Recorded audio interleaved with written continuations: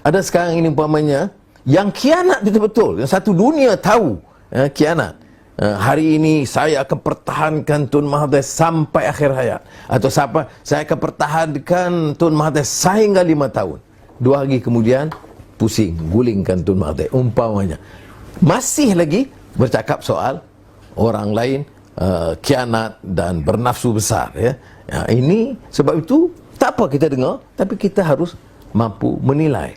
Ada orang yang umpamanya dalam soal keadilan yang mengatakan, oh pasal apa dia digugurkan, pasal apa dia dipecat atau digantung. Dia dah keluar, dia dah tak sokong prinsip ini, dia sokong kelompok pengkhianat.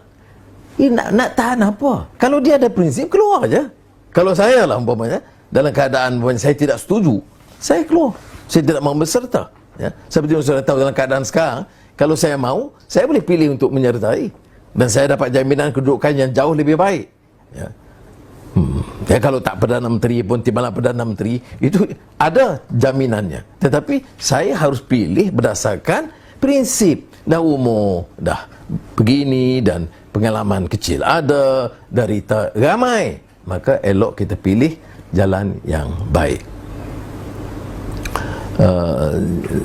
Ya, sekarang ni umpamanya keadilan, semalam 39 ahli parlimen ada sidang ikut talian Zoom dan kita buat keputusan. Saya tertarik dengan ahli parlimen ini. Pertama, pertahankan prinsip dia. Ada ahli parlimen kata dia dipelawai jadi menteri, dia tolak kerana prinsip. Ada yang nak bagikan GLC, ditolak kerana prinsip, ya. Ini saya tertarik kerana mereka menyebut umpamanya kita harus hadapi COVID, kita harus pertahankan prinsip. Parti ini parti yang menggagaskan reform, ya. Jadi oleh demikian, bukan soal pengakuan 129 ahli parlimen 130. Ini bagi kita tidak kita bincang kerana hal-hal ini masih dalam proses, ya. Belum muktamad. Kita sedang bincang dengan baik. Yang penting dalam perbincangan itu bukan soal nombor, bukan soal kuasa, ya. Kita dah banyak kali dah berkuasa.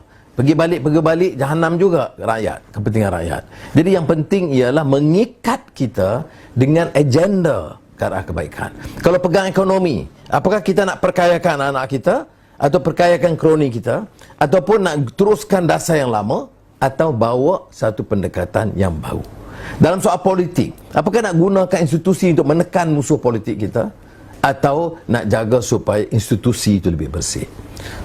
Soal agama, apakah kita hanya nak bicara laung soal agama, tapi membiarkan rasuah ribuan juta orang boleh curi, tapi kita jadi jago agama. Jadi apakah ataupun nak gunakan faham Islam itu cuma memperbaiki akhlak dan akal budi, menolak kezaliman, rasuah dan penindasan, dan mengambil langkah-langkah yang lebih baik untuk meninggikan syiar Islam dan memartabatkan Islam dengan menekankan soal kemanusiaan dan keadilan. Jadi bagi saya ini yang penting. Jadi soal umpamanya orang nak tanya saya siapa calon Perdana Menteri apa semua, itu biar kita bincang dengan baik, ya, kita putuskan. Tapi yang penting bukan mengulangi kesilapan yang lama, tetapi supaya dapat kita pegang orang yang patuh kepada janji, jangan khianati amanah, yang bersih dan tidak menerima rasuah, dan dapat mengangkat martabat masyarakat rakyat. Ini yang disebut dalam agenda reformasi, dan saya terharu kerana muafakat 39 ahli parlimen itu dia bicara yang pertama soal prinsip dulu. Dan kita baik, kita nak tukar kerajaan dan sebagainya, jaga prinsip. Apakah nak tukar ini nak merebut menteri mana atau nak rebut GLC mana, atau nak pertahankan dasar politik, ekonomi, sosial yang disebut sebagai kepedulian terhadap rakyat. Saudara-saudari, ini satu cabaran yang besar. Dalam mana-mana sistem politik saya sebut, akhirnya dia jadi percaturan, persaingan, competing forces among the ruling clique atau elite. Ini yang disebut dia rebut. Kalau kita baca karya Shakespeare, King Lear, bila babak akhir yang sangat memilukan, King Lear berbicara dengan Cordelia, anak perempuannya itu dia lihat umpamanya King Lear ni satu pemimpin yang zalim, tapi saat akhir itu dia baru ada agak sedar, tengok sandiwara, pentas drama yang dimainkan oleh tokoh-tokoh pemerintah atau politik yang ada, ya. Jadi saya harap mudah-mudahan kita dapat kembali kepada landasan perjuangan. Ingat Ar-Ruwaidah, ingat zaman edan. Jangan layanlah ini sentuhan sentuhan di sini, ya.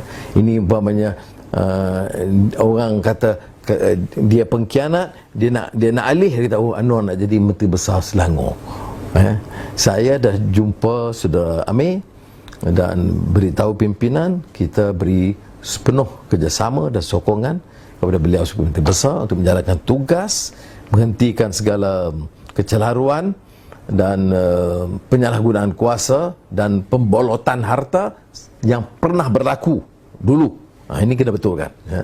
Dan oleh demikian, sebab saya kata nak faham Ar-Ruwaidah, nak faham zaman edan, Jawa ni zaman, ya, zaman edan, kita harus kembali kepada landasan dan memahami fakta dan menambahkan ilmu kita. Semoga Allah SWT memberikan taufik dan hidayah.